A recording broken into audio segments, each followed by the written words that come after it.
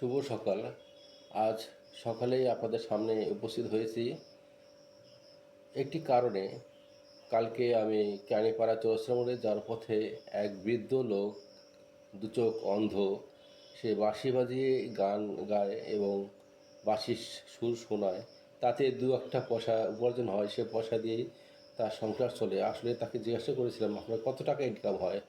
উনি বলছে, ভাই কখনো হয় কখনো হয় না, কেউ গান শোনে কেউ শোনে না, তবে অতিরিক্ত হলে 50 থেকে 100 টাকা হয়, যা দিয়ে আমার সংসার চলা খুব কঠিন। লোকটা খুব নিরীহ।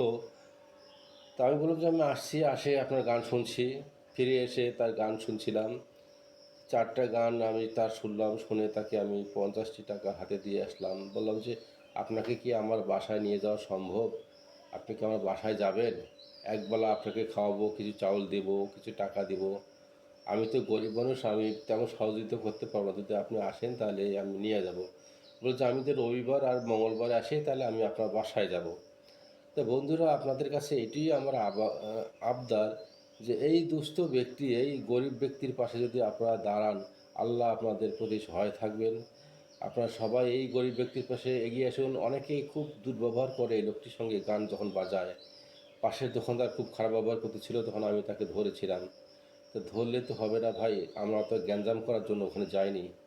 আমরা লোকাল লোক, উনি লোকাল লোককে চিনতেই ছিল না। পরে আমি ওনাকে বুঝিয়ে দিয়েছি। তাই আপনাদের কাছে একটাই অনুরোধ, যে এই গরিব ব্যক্তির পাশে আপনারা এসে দাঁড়ান, তাকে সহযোগিতা করেন। আপনারা তো অনেকভাবে অনেক টাকা ব্যয় করেন, একটি টাকা যদি তার হাতে দেন তাহলে তার অনেক বড় উপকার হবে, তার সংসারটা চলে যাবে।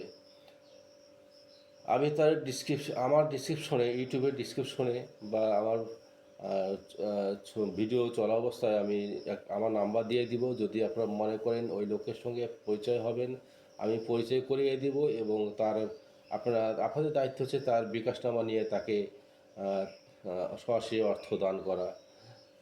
তা আসেন, আমরা তার কণ্ঠের সেই বাঁশির সুমধুর সুর শুনে বিচার বিশ্লেষণ করি তার ব্যাপারে কি করা যায়। আমরা রংপুরবাসী সবাই এগিয়ে আসি। আসসালামু আলাইকুম, ভালো থাকবেন, সুস্থ থাকবেন।